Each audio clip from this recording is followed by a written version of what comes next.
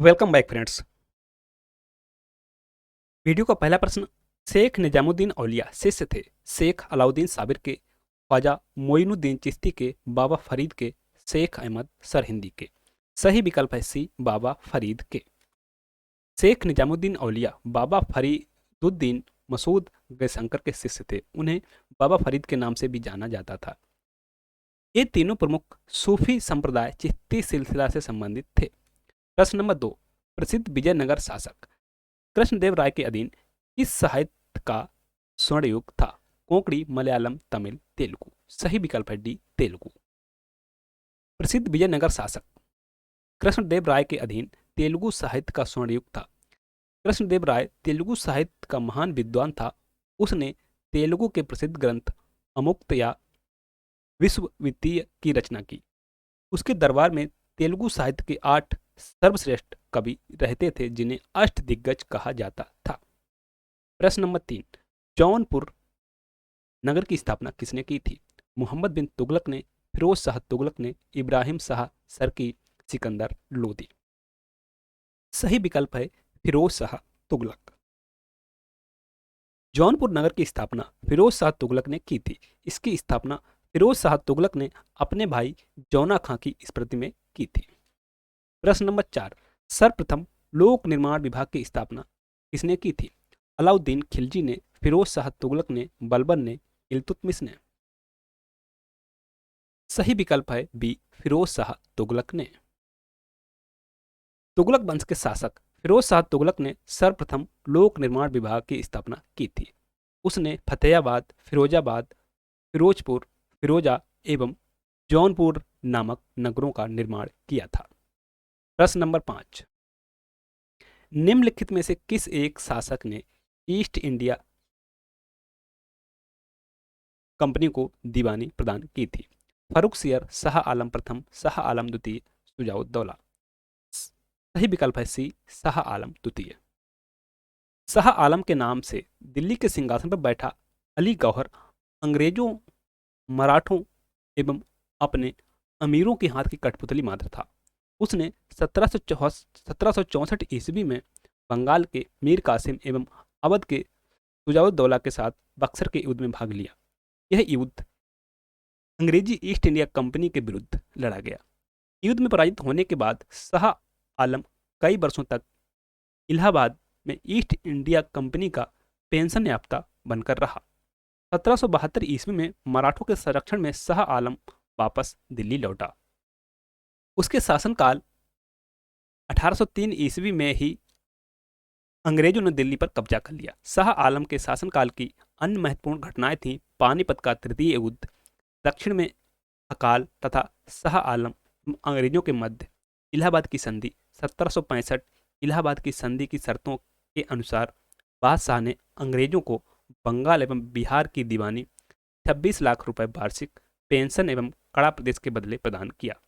परंतु कालांतर में मराठों के साथ बादशाह के मिल जाने के कारण अंग्रेजों ने पेंशन बंद करवा दी।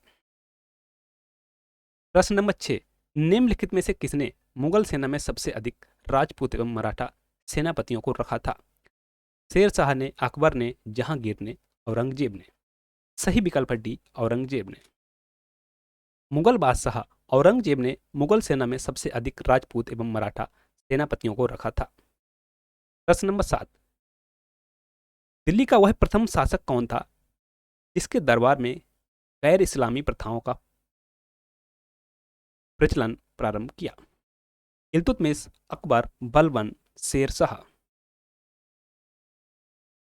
सही विकल्प है सी, बलबन। बलबन दिल्ली का प्रथम ऐसा शासक था जिसने अपने दरबार में गैर इस्लामी प्रथाओं का प्रचलन प्रारंभ किया। बलबन ने राजस्व को नियाबत खुदाई ईश्वर द्वारा प्रदत्त तथा राज को जिल्ले इलाई ईश्वर की छाया कहा।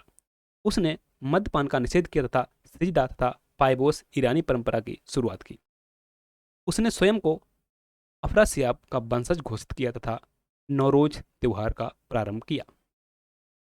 प्रश्न नंबर 8, 1946 ईस्वी बनी अंतरिम सरकार में डॉक्टर राजेंद्र प्रसाद के पास कौन सा विभाग था? रक्षा, विदेशी मामले तथा राष्ट्रमंडल संबंध, खाद्य तथा कृषि, कोई भी नहीं। सही विकल्प है सी, खाद्य तथा कृषि। 2 सितंबर 1946 ईस्वी को भारत के वायसराय माउंटबेटन ने पंडित जवाहरलाल नेहरू को अंतरिम सरकार के मुखिया के रूप में शपथ दिलाई। नेहरू के नेतृत्व में एक सिख, 3 मुसलमान, 1 ईसाई, 1 अनुसूचित जाति तथा 5 सवर्ण हिंदुओं का मंत्रिमंडल बना। प्रश्न नंबर 9, सिपाही विद्रोह के समय भारत का गवर्नर जनरल कौन था? Lord Canning, lord Dalhousie, lord Hardinge, lord Lytton. सही विकल्प है लॉर्ड कैनिंग। सिपाही विद्रोह, यहाँ पर टाइपिंग मिस्टेक है, को भारत में प्रथम स्वतंत्रता संग्राम के नाम से तथा ब्रिटेन में इंडियन म्यूटिनी के नाम से अभिहित किया जाता है। यह मध्य एवं उत्तर भारत में अंग्रेजों के प्रतिरोध काल था। इस समय भारत के गवर्नर जनरल लॉर्ड कैनिंग थे। श्री कैनिंग ही 1858 ईस्वी से 1862 ईस्वी तक भारत के प्रथम वायसराय भी रहे।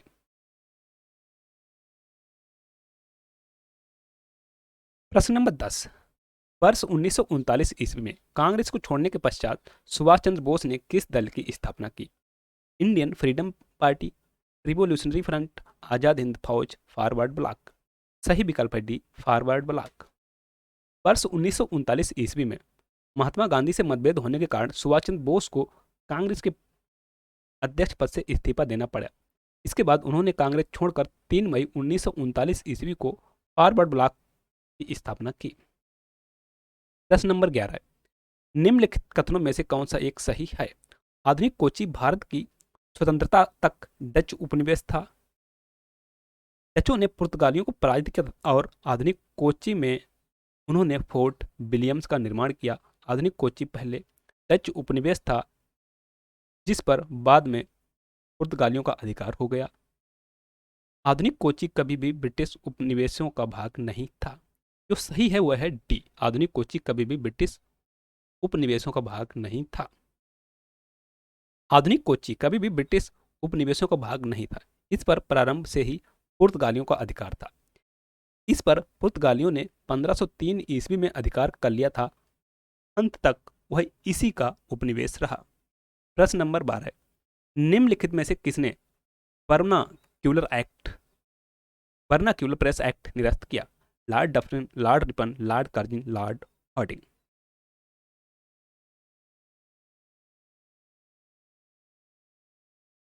सही विकल्प है Lord Ripon. Vernacular press act को मुंह बंद करने वाला कानून कहकर काफी आलोचना की गई। इसको 1882 ईस्वी में लॉर्ड रिपन ने निरस्त घोषित कर दिया।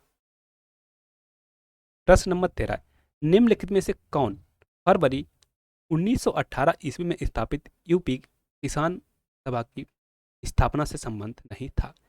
इंद्रनाथ द्विवेदी, गौरीशंकर मिश्र, जवाहरलाल नेहरू, मदन मोहन मालवीय। सही विकल्प है सी, जवाहरलाल नेहरू। फरवरी 1918 ईस्वी में अवध किसान सभा की स्थापना उत्तर प्रदेश में हुई थी। इसके संस्थापक सदस्य इंद्र नारायण द्विवेदी, गौरीशंकर मिश्र और मदन मोहन मालवीय थे। इसका कार्य क्षेत्र प्रतापगढ़, उन्नाव, बहराइच, सीतापुर आदि स्थान थे। प्रश्न नंबर 14, सन 1931 ईस्वी में कांग्रेस के कराची अधिवेशन में मूल अधिकारों फंडामेंटल राइट्स पर प्रस्ताव का प्रारूप निम्नलिखित में किसने बनाया? Doctor B R. Ambedkar, Pandit Jawaharlal Nehru, doctor Rajendra Prasad, Sardar Vallabh Bhai Patel. सही विकल्प है पंडित जवाहरलाल नेहरू। वर्ष 1931 में कांग्रेस के कराची अधिवेशन में मूल अधिकारों पर प्रस्ताव का प्रारूप पेश किया गया। इस कराची अधिवेशन की अध्यक्षता सरदार वल्लभ भाई पटेल ने की थी। मूल अधिकारों का प्रारूप जवाहरलाल नेहरू ने बनाया था। प्रश्न नंबर 15 और अंतिम प्रश्न, निम्नलिखित में से कौन सा एक क्षेत्र 1857 ईस्वी के विद्रोह से प्रभावित नहीं था? झांसी, चित्तौड़, जगदीशपुर, लखनऊ। जो नहीं था वह था चित्तौड़, ऑप्शन बी। 1857 ईस्वी के विद्रोह में झांसी के विद्रोह का नेतृत्व रानी लक्ष्मीबाई ने जगदीशपुर के जमींदार 80 वर्षीय कुंवर सिंह और उनके भाई अमर सिंह ने किया था, जबकि लखनऊ में विद्रोह का नेतृत्व बिरजिस कादिर ने किया था।